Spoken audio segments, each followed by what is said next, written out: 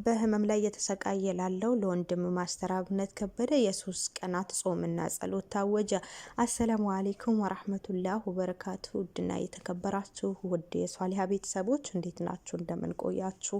ከኔ ጋር ሁል ሰላም ነው አልሐምዱሊላህ። እንግዲህ ማስተር አብነት ከበደ በጠና መታመሙን ይታወቃል። ያንንም አስመልክቶ ዛሬ እየታዩ ያሉት እጅግ በጣም ደስ የሚሉ መረጃዎች አሉ። እነሱንም ማጋራችሁ ይሆናል።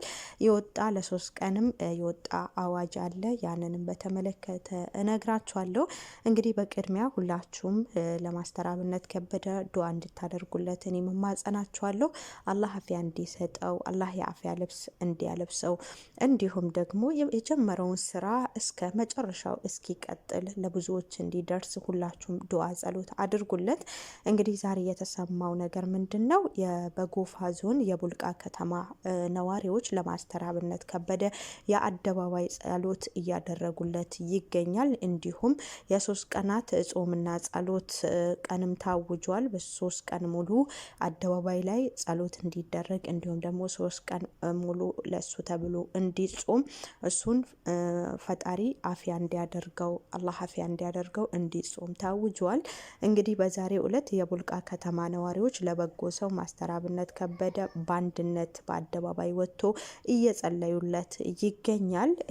ይህንንም በተመለከተ በጋዜ ጎፋ ወረዳ የኬንቾ ሻቻ፣ ኬንቾ ጎዚት፣ ኬንቾ ወይዛ እና ቡርዳ ቀበሌ ቤተ እምነቶች የሶስት ቀናት ጾምና ጸሎት ቀንም አውጀዋሉ። እንግዲህ ይህን ነገር እዛ አካባቢ ላይ ሁላችንም የምናውቀው ማስተር አብነት ከበደ በ2016 ዓ.ም በጎፋ ዞን ጋዜ ጎፋ ወረዳ በተከሰተው የመሬት መንሸራተት አደጋ ጊዜ ላይ ለዛ አካባቢ ህብረተሰብ ከፍተኛ የሆነ ውለታ ውሎላቸው ነበረ።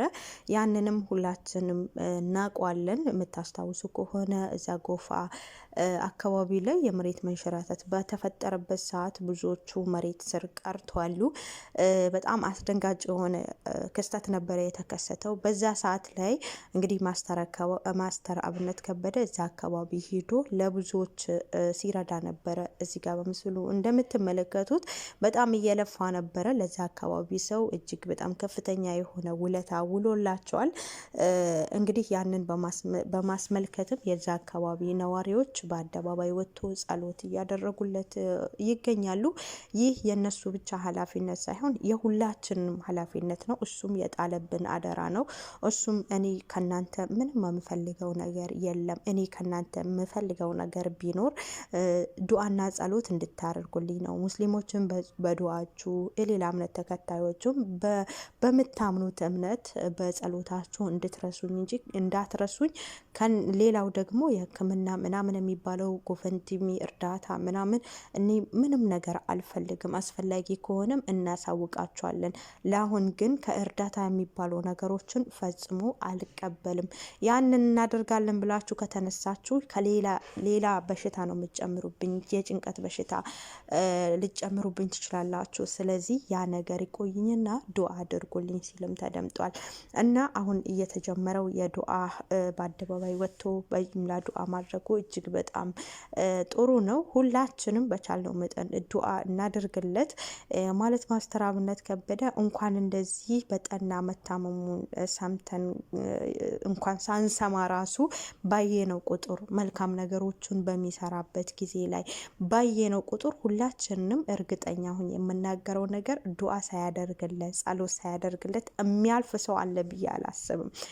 ማስተር አብነት ከበደ ኢትዮጵያዊ ብቻ አይደለም የሚመለከተው። የሱን ስራ የሚያደንቁት የሚያዩት ሶሻል ሚዲያ የሚከታተሉ ዓለም አቀፍ ታዋቂ ነው እና በመልካም ስራዎቹ ብዙዎቹ መነጋገሪያ ያደርጉታል። የሌላ ሀገር ዜጎችም ጭምር ነው የሚከታተሉት።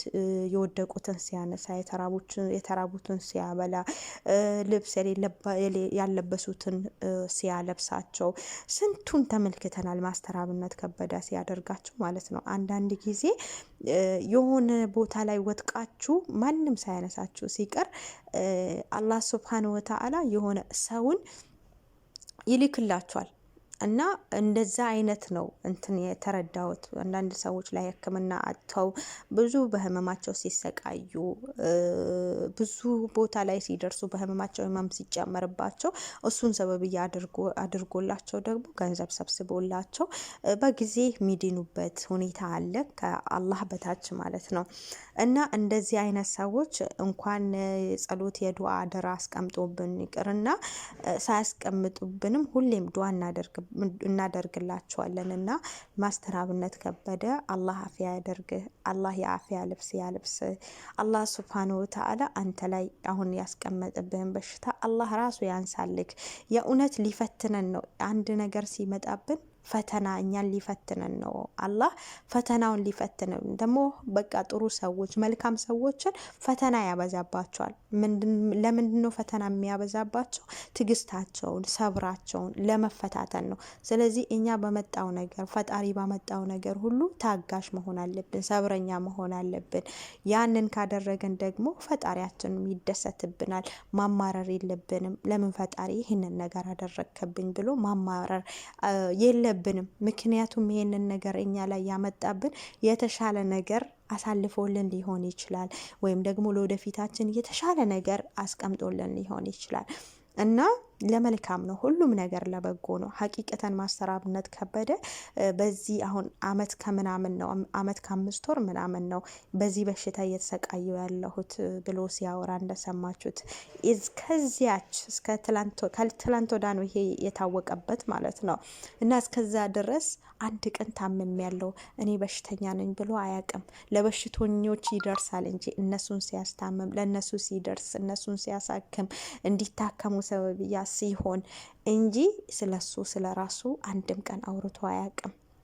ይህ ማለት ጥንካሬው በቃ ማይወራ የማይቻል ጥንካሬ አለው። እና ብዙዎች በሚያጭበረብሩበት ሰዓት ላይ ሳይታመሙ ታመምኩ ብለው መኪና ተከራይተው የውሸት ማስረጃ አድርገው በጣም ብዙ ነገር በሚያደርጉበት ሰዓት ላይ በሚያደርጉበት ጊዜ በሚያደርጉበት ዘመን ላይ እሱ ግን በሽታውን ደብቆ ለማንም ሳይናገር ለሌሎች እየተረፈ ያለ ወንድማችን ነውና ሁላችንም ጸሎትም ጾመን እንኳን ለሱ ብለን አላህ የአፊያ አድርገው ብለን ለሱ ነይተን ዱዓ ማድረግ አለብን። ለሱ ነይተን ሰደቃ መስጠት አለብን።